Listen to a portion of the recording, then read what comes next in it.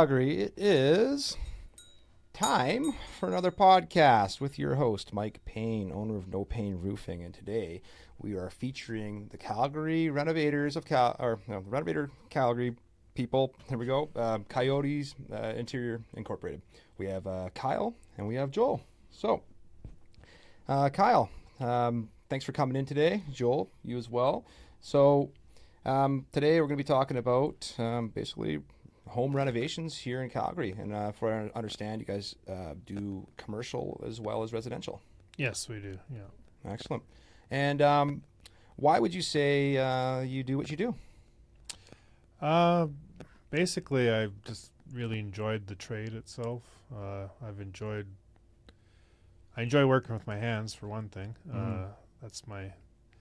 I don't think I could sit behind a desk or anything like that. Right, yeah. But yeah, I just enjoy the actual carpentry trade in general. So I've just always been kind of drawn to it, and it just seems like it's always something that I never get tired of, and it's always some new challenge every week that we're on site. So Okay. And so you've been doing this all your life, eh? yeah, pretty much. Yeah. So we started back in 2003, and we haven't really looked back. So I started by myself, and then we just have slowly been growing the past few years here. So it's been good. So you say slowly. Now, is that intentional? Yeah, just because I guess sometimes the market is up and down over the past, maybe not lately, but probably, when we were back in the early 2000s, and it wasn't really a good move to have too many people working for you. But I found lately it's a necessity. You need to get people, because as you get older too, you need to kind of pass that torch eventually. So Yeah. Speaking of passing the torch, Joel, looks like you're working with your dad now, so that's pretty cool. So how do you like working with your dad? I like it a lot. Yeah. It's I've been in the trades since I was 17. So Okay. but this in particular, millwork and finished carpentry, I've enjoyed it a lot more than, because I actually did concrete work for quite a long time. Okay. But that's a lot more brutal, because you're outside. It can be minus 30, it can be plus 30, and you're outside. I feel your pain. And yeah, you're outside 10 hours plus a day, no matter the weather, right? And so, and it does take a toll on you. So it was definitely a nice change, and a lot better on me physically as well than concrete was. Yeah, that can beat you up pretty good over the long term. Hey, so how long did you do the concrete for? 7 years. 7 years. Okay. Yeah. So what was why would you say you ultimately got out of concrete? I would say ultimately, probably mainly the physical aspect it took on my body. It's a very physically demanding job. Yeah. Lots of long hours. It's also a job no one really wants to do, especially in the commercial side of it, because it's that much more intensive, and nobody wants to do it. So because nobody wants to do it, a lot of time you're shorthanded and you're having to put in extra hours. And I was actually a supervisor for the longest time, but I was not working as a supervisor. I was a supervisor / laborer / this, that. Just putting it all every hat. Because you would wake up and you have 5 texts from 5 different people. I'm not going to be in. It's just one of those industries where people go on benders and they just disappear, and you got to kind of take over all the roles in that day, and you're just like, all right, well, here we go. Right. Yeah, we just talking about that off air there. The construction's trades industry is kind of plagued with basically addicts and people that are kind of questionable. But what I found though is that businesses that people don't want to do generally have better margins, because essentially it's it's a labor shortage. So now you're a business owner as well. So you kind of got so would you say you're like a subsidiary of Coyote Incorporated? Yeah. So the landscaping division that we do is just like it's a sister company of Coyote. Okay. And I also have a background in landscaping as well. That's why I kind of went into the landscaping,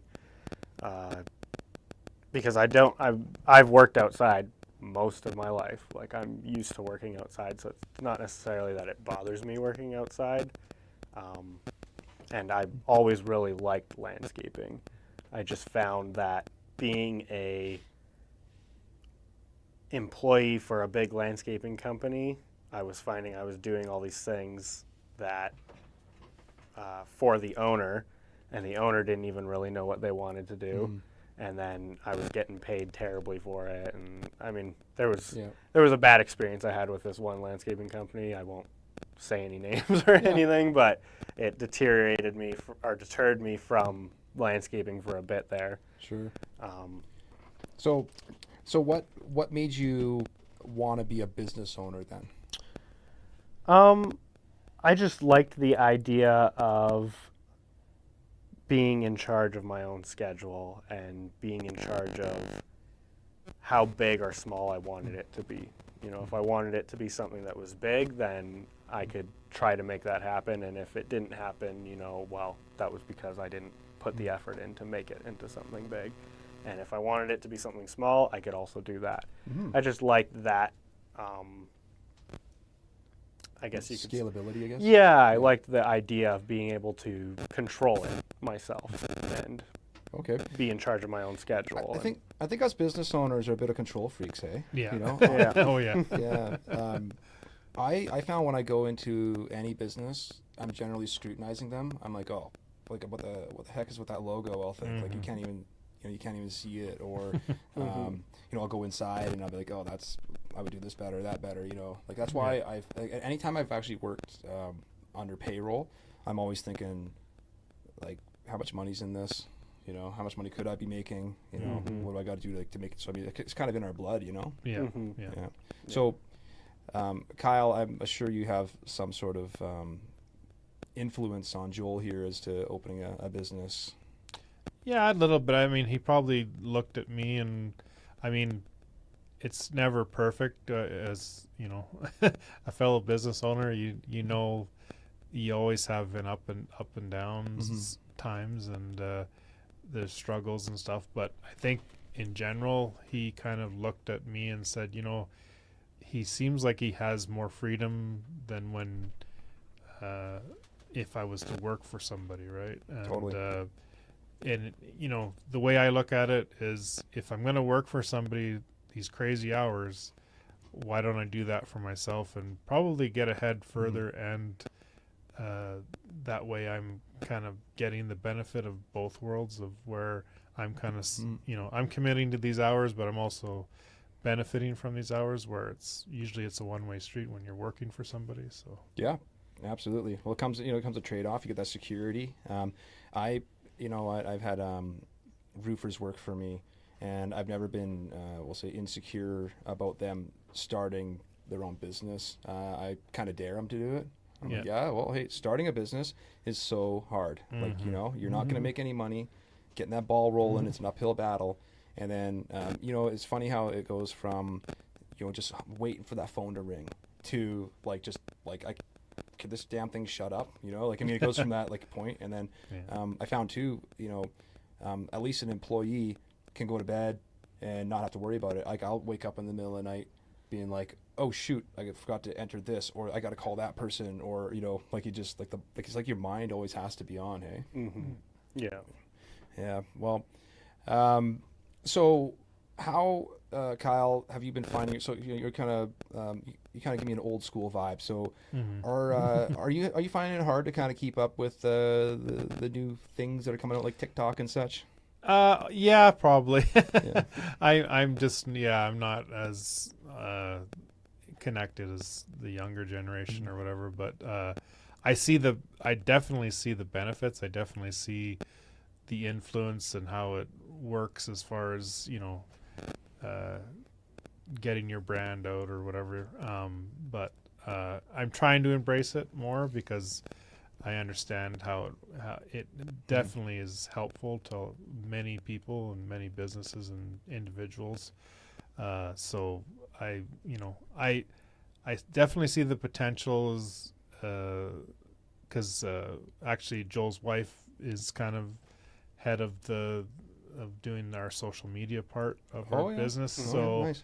so it's kind of nice to have her connected to it, and we have enough family members now involved that can put in their 2 cents and say, maybe you should look at doing it this way or advertising that way, because Right. and things that I would never think of, but they would obviously are more in tune with. Yeah, putting the heads together, working on each other's interests. I think it's pretty awesome. So you guys are pretty well a family-run business then. For sure. Okay. Yeah. And what challenges and do you think that comes with? Is there any challenges you found at this point? Not too much. I mean, we kind of know our temperaments and our strengths and weaknesses, and just to give you a little story, I had one of my sons, another son, that worked for me, but I could tell he wasn't really enjoying it. Really, he just kind of did it because and I appreciate for him being able to put up with it, as far as, because I know it just wasn't his personality, wasn't really his thing, but eventually he moved on to a different career, which is fine. I try to support my kids, whatever they want to do. I've never forced them to come work with me. If it's up to them. If they really want to try it, then go for it. But if they don't, then I'm not going to try to force somebody to do something they don't want to do, right? So Well, that's a good way to be. Actually, you could build a resentful adult child that kind of way. I found one of the issues is, especially when you're working with, say, your wife. Like, how do you fire your wife if it ever happens? What do you do? I don't know. Yeah. Like, it could be a tough spot. How do you discipline somebody that's essentially in so tight with you in your business? And so I think my girl, she does sign placement for me, so she runs around, does that, and I think that's a good fit for me because can't really screw that up, and I can't really get mad at her. So it's like, because I can my temper, when it comes to my business, it's like I like things done as perfectly as possible. Yeah. So I like somebody that I can kind of fly off the handle on it a little bit once in a while, just so it. So I definitely, for me, family's a tough one there, because her daughter also works for me, and she does my reception, and I'm training her, and it's like it is such a pain in the A sometimes, and it's hard. I try not to make her cry some days. Yeah. Well, when you have a certain standard, it's you have a vision, and you wish they would kind of think like you think, but I understand. I can be very nitpicky too. Especially like I said with we're pretty much right there when the painters are there, and we're usually there, and we're kind of the eye candy, right? So got it. If it's not good, you'll hear about it, right? And then if certain things you need to try to reinforce in people, and you're trying to be firm, but you're also trying to be fair too, right? Because you don't want to drive that person away or make them, because I know different personalities react differently to different the way you talk to them, right? So well, interestingly enough, I found and I work with my workers differently, so I will notice that some of them react well to positive reinforcement, and others work better on negative reinforcement. I've had people before where I've reduced their wage and taken away some of their stuff, and all of a sudden their behavior just gets better. Yeah. You give them a raise, you give them a truck, and all of a sudden they're going downhill, and it's just how do you you guys find anything? Oh like yeah, that? yeah. Some people definitely take advantage of the situation, and then others, kind of basically take hold and say, oh wow, this guy's actually noticing me or recognizing me. But like I said, everyone's a little different, so you kind of have to be a little cautious, I guess, with what you do. Well, Brody, our cave dweller, happens to really respond to positive reinforcement quite well. And that's why he's my main man. See, our guests can't exactly hear me because they don't have headphones on, but I can attest to the fact that positive reinforcement certainly did work, because when I get those phone calls from Mike at 9 p.m., why didn't you talk to this client? He's dead to me. Oh, did you not deal with this lead yet? It's a little disheartening, but then I deal with it, and he says, Brody, you're the best, man. Like, you got this. Good job. And I know I have sweet dreams, and I have a good night. And anyways, enough from me. So, Joel, how would you say, like, what is your approach to dealing with, we'll say, a disgruntled client when you get one? Because we all get them, right? Yeah. So my approach usually is first figure out what's wrong. I know there's the old saying, the client's always right and this and that, but sometimes that's not true. Nope, not true. Actually, there's a lot of times where that's not true. But I'll try to keep a cool head, and I'll hear them out first, kind of hear what their problem is. What is it they felt I did wrong or didn't provide to them that they felt was promised. And I try to, when I give someone a quote for something, for example, I try to break down exactly what I'm providing them with. That's good. That's smart. Because when I first started, I wasn't very clear, and I would do something, and they'd be like, well, why didn't you do this too? And I'd be like, that was never agreed upon. And it was like, well, it was never really discussed whether it was or not. Yeah. So now I'm very careful about how I word what I'm going to be providing. And then when I'm finished the project, I take pictures of each of those things and each of those categories that I broke down and said I was going to do, and I show that each of those things was done. That way, if they say, oh, you didn't do this, I can say, that was never originally agreed upon. I can still do it, but it's not going to be free. Absolutely. Yeah. I think they probably appreciate that. Yeah, I find that my clients, myself, our customers are very much correct most of the time, but you get the occasional one where it's like, I'm sorry, you got to rough them up a little bit, So you can't just be a total pushover in business because, some people try to take you for everything you got, So what's your experience with that there, Kyle? Yeah, honestly, the best thing you can do is, like Joel said, you try to break it down as detailed as you can. And so there's nothing that is misunderstood or misconstrued, and you can kind of say, well, we didn't really talk about that, but I can do it for you for sure if you want, but this is there's an added cost to that. But I was probably a lot like Joel when I was younger, and when it came to not being clear, like doing something for somebody. Oh yeah, I can do it. You're all, when you're young, you want to just give her, right? And say, oh, I'm going to do this. And then you realize, man, I way underbid this or whatever, and I just got hosed or whatever. And you think, why am I even doing this? Right. But you learn from those a lot. Like it hurts, but you learn a lot from that. And you realize, I really have to sit down, break it down, and figure out what the actual cost of a job is, because I think that's the thing I've noticed more than anything. That's what people want to know, because when you get quotes from lots of people, and then I'll come in maybe and they'll say, wow, you're actually a lot more than some of the guys I had in here. And I'll say, well, this is what it costs to do this. And I'll try to be very detailed, and I'll maybe talk to a client and they'll say, well, he didn't really explain what he was exactly going to do. And a lot of times, like probably I'd say 70% of the time I'll get a call back because they say, I liked the way you explained it to me, because the other guy, even though he was cheaper, I didn't get a good feeling as far as, if he was actually really explain what he was actually going to do.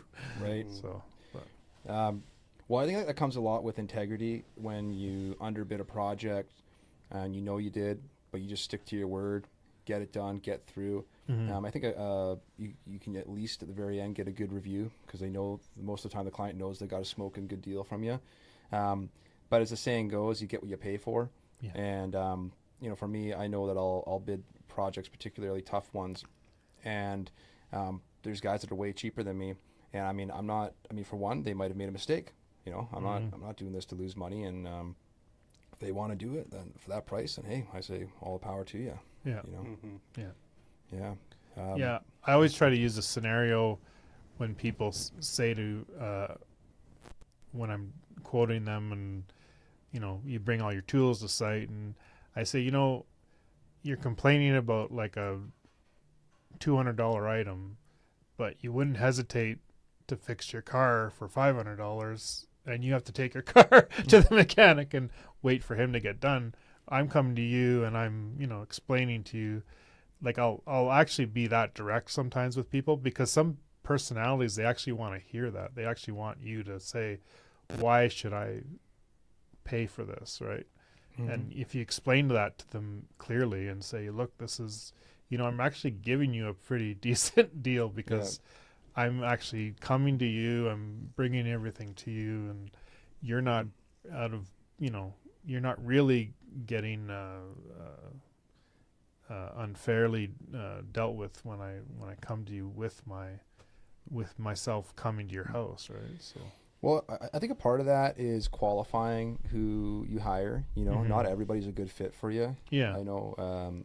For me, I try to stay away from crazy. If I get a crazy vibe, it's okay. We can't work together. It's not happening. Actually, just yesterday, I was about to work on a person's house, and you think everything is going good, and then you meet the neighbor, and the neighbor's like, I don't want this happening, and they're all worried, and they're like, I can't go outside, and things like that. And it's like, okay, you got to step away because that you don't realize that sometimes, like you get that crazy person or the sleeper, they were totally fine until the project starts. Who we like to work with particularly are people that are invested into their homes and that are kind of like, people that like they're forever homes. I find those people are the people that are willing to actually, pay to get things done properly. Yeah. So, Joel, how would you describe most of your clients? So most of my clients, I would say, are right now a lot of my client base is actually through a property management company, and I've been doing a lot of eaves troughs cleaning, and right now I'm mainly doing maintenance on the landscaping side. In the past, I did paver stones, concrete, sod, tree removal and haul away and stuff like that, and mulch beds and everything. But right now, I've been mainly doing maintenance, just because the company they have me as their contractor to do that. They manage over 100 different residential properties right now, so I figured it's an easy. If I need a couple jobs here and there, I can get them quickly from them. So, but yeah, I would like to get more into the actual hardscaping side of it. So more of the pavers, more of the concrete, more of the sod, more of the actual construction side of landscaping. So at this point, would you say you do a lot of lawn maintenance then? Yeah, not really mowing and trimming and stuff like that, but I'll do hedge trimming and pruning of trees and eaves trough cleaning, gutter cleaning, stuff like that. How about snow removal? Snow removal I do as well, yeah. Yeah. Okay. So if you do tree removal and things like that, you must have quite a bit of machinery just kicking around. Actually, for tree removal, I do a lot of it by hand. By hand. Okay. So I just go up and I cut it down in sections. Oh yeah. And slowly bring it down, and then when I get it right down to the ground, then depends on what they want. If they want the whole stump removed, then I'll have to hire a guy to come and do stump grinding. And if they just want the tree killed at the base, then I'll just drill a big hole in it and let it die. Yeah. What do you do with all the extra wood? Usually just take it right to the dump. Oh, yeah, I know. No. Yeah. Well, if you ever got an extra load of wood, let me know because I would love to take it before it goes there. Oh, okay, yeah. Yeah, for sure. So, do you have a motto or anything there? I mean, like I said, we try to just. I think the big thing with what we do is I try to have an environment where it's a good it's an easy place to come to work.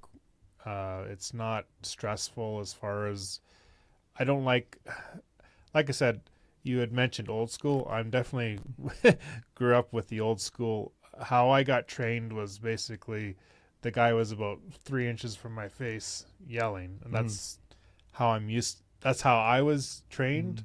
And I swore, I said, I'm never going to do that to my employees because it's not productive. It's to me, it's unhealthy.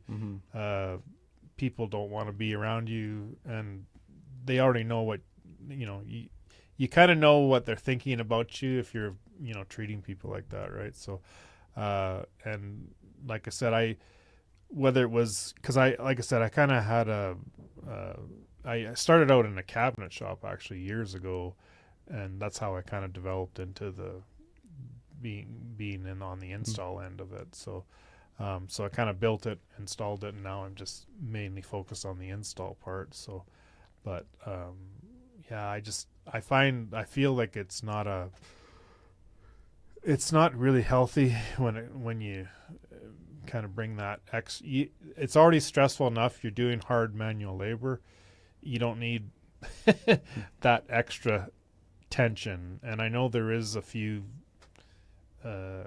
people around town or wherever that you're always going to have that guy that just tends to bring the stress to the work site. But I try to avoid it because I just don't need it. Right. So, well, I find it weird how sometimes you have these people that are, we'll say, employee lower end roles to going to management or like a boss position, and then they just instantly turn into a psychopath. I've had a couple of psycho bosses in my time, and it's like I don't know if it's like this like thing in their mind where they think they have to play this weird role or something like that. Yeah. It's kind of weird.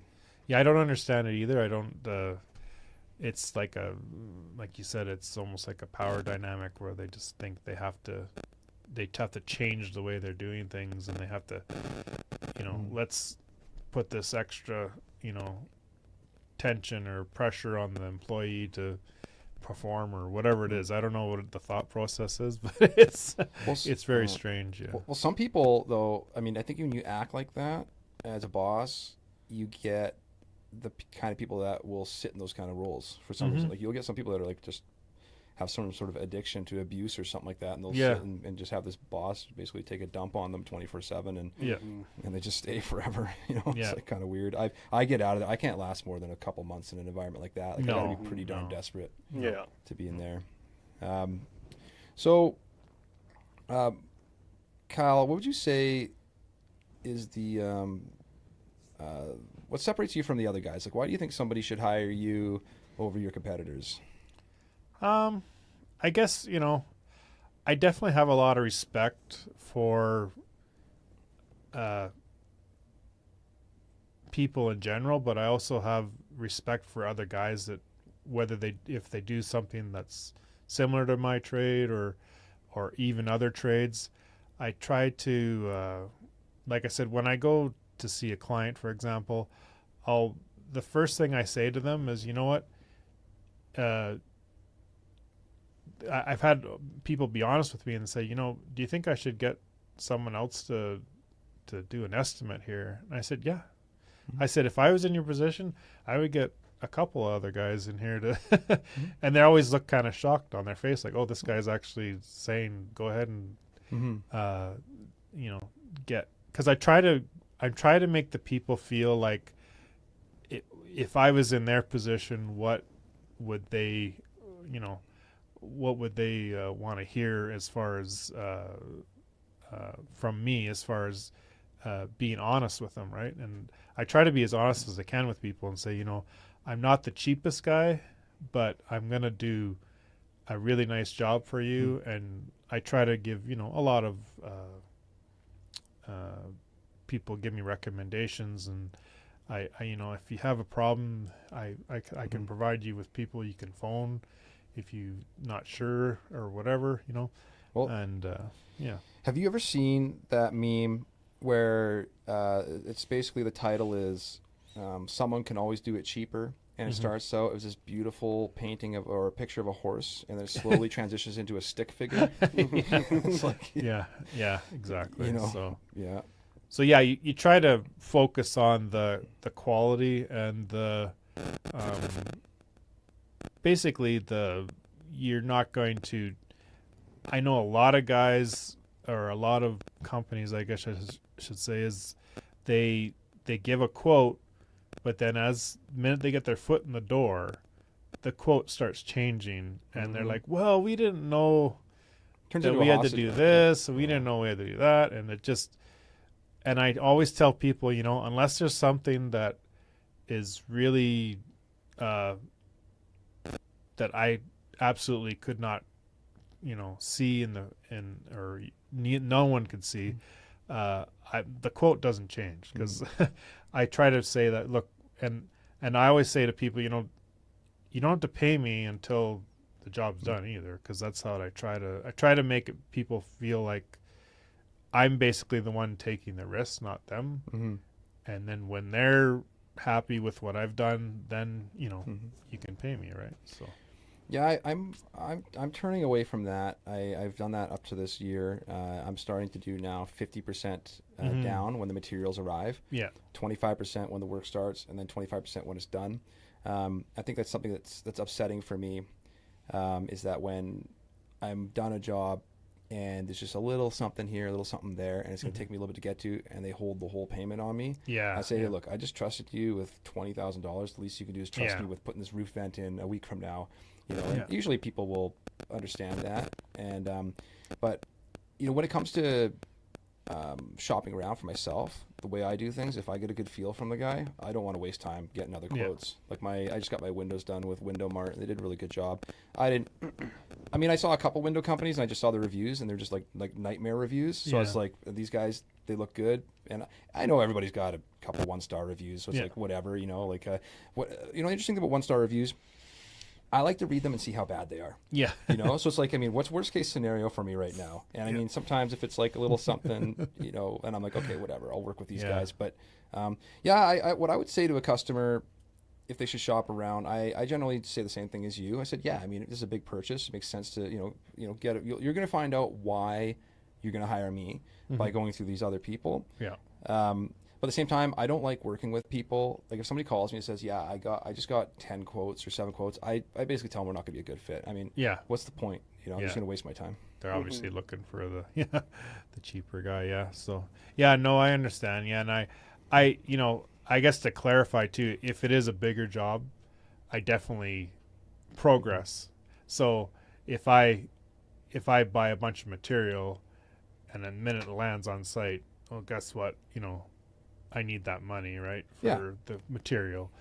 Makes sense. That's how, in a sense, I guess I kind of do what you're doing, right? So, but there's that I don't bill somebody unless something's kind of complete. That makes sense. Yeah. So that's how, and then they're like, okay, well he did that, so I got to pay him, or the job won't continue then, because if it's like, well, you paid me, but you're, that's a good way to know if they have the money in the bank too, because a lot of times we're trusting people. Well, Yeah, there's a lot of, unfortunately, some people that just, want stuff for free for some reason. So. Yeah. Well, we've been pretty lucky with that kind of thing ourselves. But hey, Joel. So when did you start guerrilla landscaping anyway? So basically, just because I wanted to, I guess there was just always a part of me that kind of was an entrepreneur. I wanted to do my own thing and have my own business and have my own schedule. And obviously, I felt as a business owner, because it has a higher ceiling, there's the potential to make more money. Makes sense.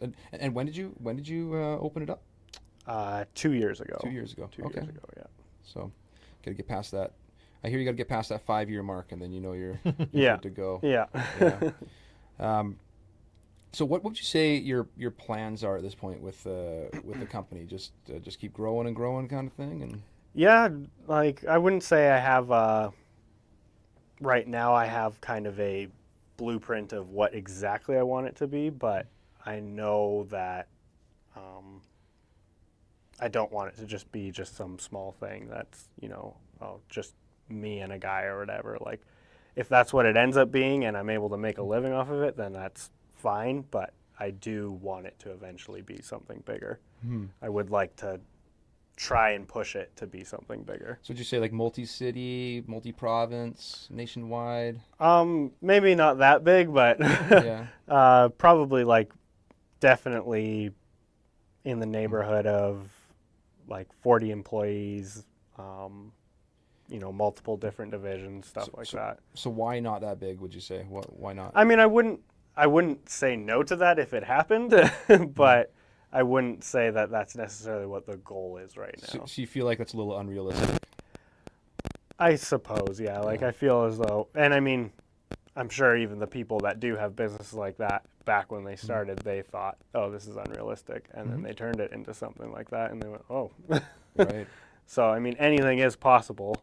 I think some businesses aren't scalable like that. Like roofing in particular, I don't think you can scale that to multi-province or nationwide. I know some do, but I mean, from the ones I've seen, I've kind of studied, they don't do very well. They have people, they get real mad, they get lost in the cracks. It's not like a retail store where all you have to do is open a door and I know there's a lot more to it than that, but I mean, a retail, it seems like you can expand like that, but not like our industries. I don't think you can. Yeah, it is hard for my industry too is like that too. It's you can get to a certain point and then you kind of have to just manage that, and it's especially when you talk about province to province, like there's just different labor laws, different types of Well, and big headache. it also being a family-run business, I feel like it's a more personal business endeavor, and if you were to become a multi-province, a national company, suddenly it's not really a family-run business anymore, because when you have thousands of employees and multiple project managers and supervisors and this and that, Things like can go really wrong really and quick. you're not really in control in this area, in this area, in this area anymore, and you kind of lose what your original company values were, I guess, along the way.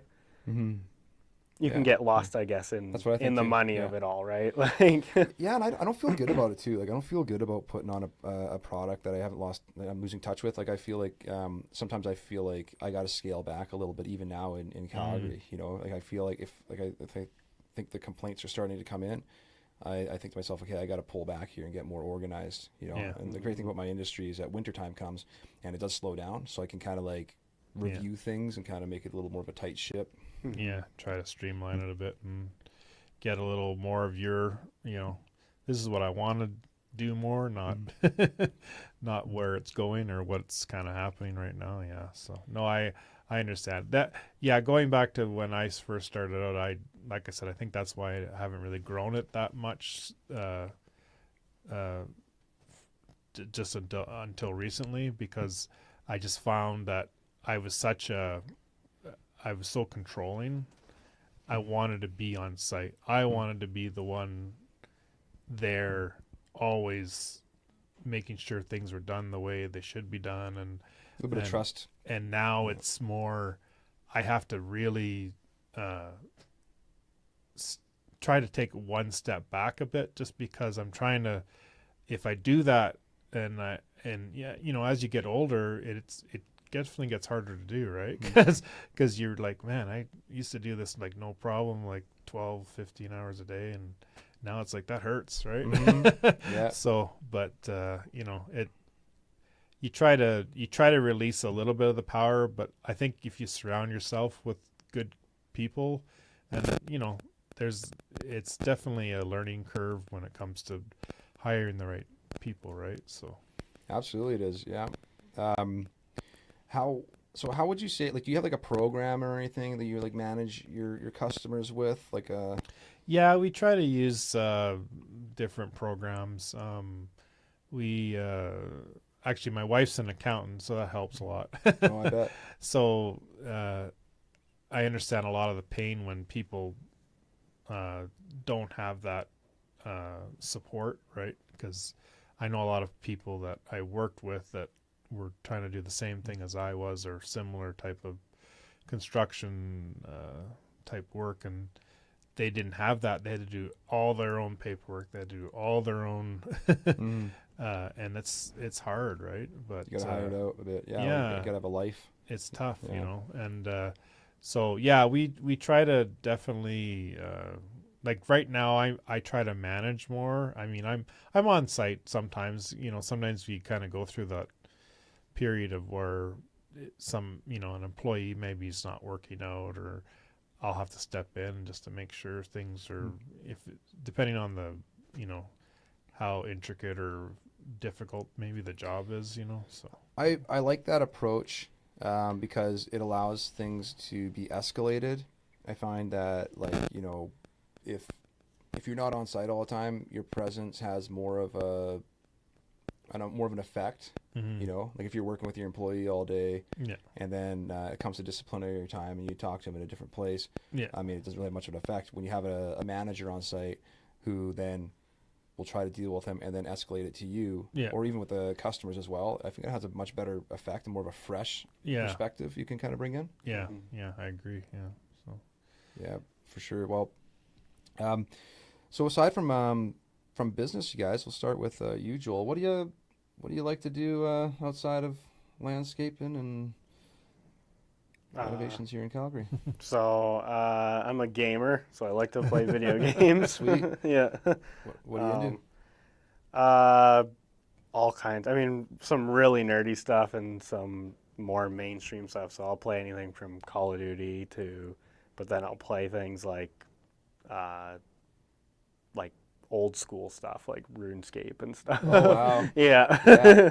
RuneScape doesn't lose its touch. Hey, No. There's still a lot of people still playing that. Yeah, there's actually a lot. Nice. Yeah, I like that game because it kind of inspires your imagination a little bit, and it has a lot of, like, it's really in depth. There's a lot you can do, you know. And I didn't play it very much myself, but I saw one of my friends was a big RuneScape fan. Yeah. You got Steam? Yeah, I do. Okay, well, you have to add you up on Steam, man. Yeah, I've fallen out of gaming a little bit. I still like to do it, but I'm kind of like, I feel like I played so much that I feel like I'm replaying things, and I'm kind of thinking like, I kind of want to wait for like augmented reality to come in. I think that's the next big step in gaming, and I'm looking forward to that. Yeah. Yeah. Sweet. Well, how about you there, Kyle? I don't do a whole lot. I don't have a whole lot of hobbies. I guess I enjoy sports a lot. I enjoy hockey. I used to play a lot more when I was younger, but my sons are trying to get me to get back on the ice and do stuff, which is probably good for me, and I should do more. But yeah, I probably watch sports and try to, you know, get out and do. I used to do a lot more fishing a few years ago, but not as much anymore either. So, but yeah, I basically try to keep my hobbies to kind of a small amount. But like I said, I definitely am trying to get back into the hockey scene, I guess, or whatever. So Okay, yeah, so hockey season's right coming up, eh? yeah, Yeah. Are you a Flames fan? yeah, I am. So Yeah. I don't know if that's a good thing or a bad Oh, thing. yeah. It's hard to say anymore. So, but Right. So why do you say it's hard to say? well, just not sure what's going to happen this year, right? Because it's just, They're not you very know, good, projected to be very good. Oh no. I don't know. Like I said, it's one of those things where, you know, you hear from, I guess you have a lot of experts or whatever you want to call them that have opinions about them. But I just, you know, I've been watching them since I was a kid, right? So I just they've always been kind of my team, and I know there's lots. Speaking of business and ups and downs, sports is similar, right? Right. There's lots of ups and downs in sports, so you know it's always exciting though, because it's kind of like a, you know, watching a movie, you don't know how it's going to end, right? So it's So are you a betting man? Do you ever? I haven't really bet too much on sports lately. I have, I don't think I'd do anything too major, as far as betting goes, So, but. Well, I don't know if I like Bodog. Oh yeah, Yeah, I've had a little bit of fun on there. Bet on some dogs. yeah. I bet on some UFC a little bit. Oh yeah, Yeah, okay. I bet against Conor McGregor when he broke his leg. Oh really? Or maybe it might have been before that. It was just like one of his first losses. And I was Okay. like, it was just like crazy money. I was just like, holy, I have not lost on Bodog yet. But Wow. I'm not also I'm not an expert by any means. Yeah. I think I just got lucky and I just kind of got out and I was like, okay. Yeah. Well, you're smart. Yeah, you don't you don't live by every, some guys are pretty serious when it comes to the gambling part. Yeah. So. But, Yeah, I don't know. You got to know your stuff for sure. Yeah. So did you watch UFC as well? Oh yeah. Yeah. I'm a big Jones fan actually and stuff like that. So, but yeah. So. What makes you a Jones fan? I just think he's like, I don't know. To me, he seems unstoppable. So He's just on a roll, eh? he just, I don't know. It's almost like when the other opponent faces him, it's almost like he psychs the guy out right away, and he just knows what he's gonna do, and the other guy just like, what is this guy gonna do to me, right? So, Yeah. Yeah. A little bit out of loop, so I haven't heard that guy's name. What'd you think of Conor McGregor? I think he's more hype than anything. Yeah. Honestly, I think he's definitely good for them, but yeah, in a sense, he's kind of his own worst enemy too. So Yeah. I think he kind of is good but bad in the same, if that makes any sense or whatever. But yeah, I kind of think he was an idiot. I think he took things to he's like turning it into like a soap opera, like WWE. Or Yeah, something like that. he's like attack a bus. Like what the yeah, hell? yeah. Well, and I think that when I think everyone that truly knows fighters, and I think everyone knew what was going to happen once he fought Khabib there, because it was the guy was just unbelievable, right? As a fighter, right? So, but like I said, and he's just the opposite of Conor McGregor as far as personality. Like he's just business. Like, I'm gonna just get in there and do my thing, and it's gonna be over pretty quick, right? So. Right. Oh, yeah. No, I was glad to see him get beat. I was like, Yeah. I didn't. Yeah, he is. He's basically just become more annoying as time's gone on. Is he still going? Yeah. Apparently, I think he's fighting somebody here in the next little while. But I don't know. We'll see what happens. Like I said, I think he's kind of past his due, I think, now. So, but, Yeah, it's better to burn out than fade away. And Yeah. I think he's fading away right now. yeah. Yeah. Well, he's got his money, so I'm not sure why he's even worrying about Right. whatever. Ego or something. Well, Yeah. Kyle and Joel, it's been really good sitting down with you guys today. Really appreciate you coming in, and it's hopefully we can see you guys again in the future. For all your guys' renovation interior needs, you know what to call Coyote Exteriors Incorporated. And for all your landscaping needs, you know what to call Joel with Gorilla Landscaping.